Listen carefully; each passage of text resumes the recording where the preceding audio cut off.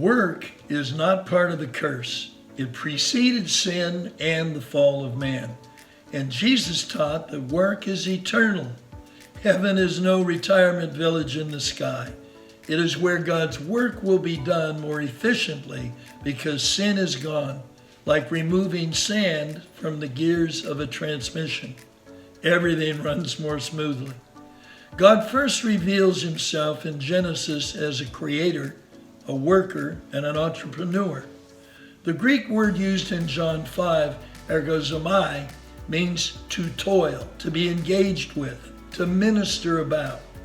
The earth will pass away and be transformed, but the created cosmos, which encompasses it, will eternally be tended by Almighty and his family. The working nature of God goes into the next stage. In Revelation, we see the church coming down to her earthly abode out of the heavens with Christ in her center, ruling over and from the earth. The promise of a work-free heaven is heresy and reveals a lack of biblical scholarship and knowledge of God. Work is the incarnation of my intangible soul into God's universe. It allows the inside of me to be revealed to the outside world. Who do you suppose sees the real you? Most clearly, your pastor, who sees you a few hours a week on your best behavior, or your boss, who sees you 8 hours a day when you're not feeling good, bad, or ugly. Suffice to say, work reveals our soul. Our labor reflects our motives, attitudes, and goals. In fact, economics is much more about people's souls than the analysis of currency or stock market trends, which measure only results more than causes. Ideas indeed have consequences, and spiritual values show up quickly in our labor. Of all the world's major religions, only Christianity has a theology of labor. Why? Because work is a holy, everlasting calling, and God loves to work. Christians commonly fall prey to the idea that their work in the world is carnal. We must strike a death blow to the second-class view of work. God loves work and honors tradesmen and business professionals just as much as those who earn their living in ministry.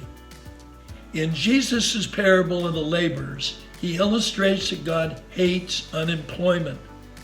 Many of us relate to this passage from the point of view of the laborers and the injustice of their equal pay for unequal work. However, this is a socialist attitude that reveals more about our problem with envy than justice. The heart of the parable is the landowner's deep agitation over those standing idle in the marketplace. Concern over profit or the fruit of his personal vineyard is never mentioned. Rather, his supreme concern is unhired lives, men and women rotting in life. God hates to see people without a job. Our modern solution is to hand out welfare, but paying someone not to work robs their dignity and damages their souls. God, the work lover, sees the tragedy of unused gifts and a system that creates dependency and helplessness is not of aid.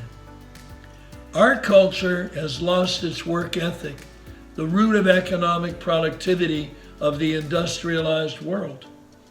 Many view work as a curse, with getting to the weekend and obtaining material things. That is the goal of their labor. Relative to the biblical work ethic, the real key of economic turnaround and fundamental change will not happen until the church repents and begins to view work as a blessed calling.